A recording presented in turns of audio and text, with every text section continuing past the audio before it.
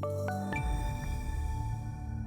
British pound opened today, actually moving lower, trading below 127 for much of the session before seeing a rally into the afternoon, getting back above 127, actually closing slightly higher on the day as the dollar remains steady.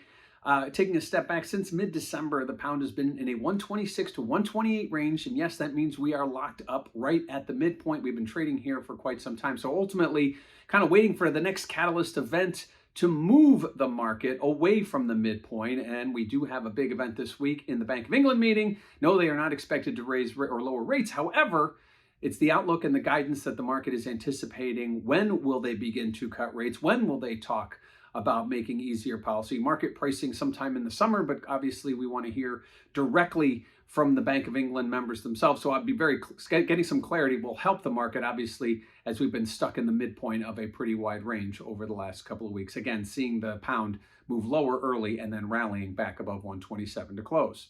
Now, what does this mean for volatility? Well, check out that CVOL index over at cmegroup.com. And volatility for some time has been trending lower, although we did see it nudge higher today. Clearly a nod to what's coming later this week. Not only does the Bank of England have a meeting, the Federal Reserve meets, and then the U.S. has its jobs report on Friday. So a lot happening towards the end of the week. Lastly, let's talk about positioning. What are speculators doing? Well, speculators were adding to their net long positions.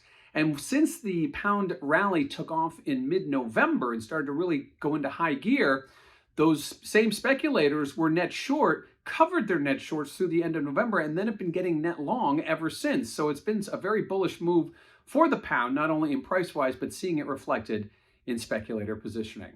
So opening up the week, we see the pound move lower, then rally higher ahead of key central bank meetings from the Fed and the Bank of England, followed by the U.S. jobs report on Friday.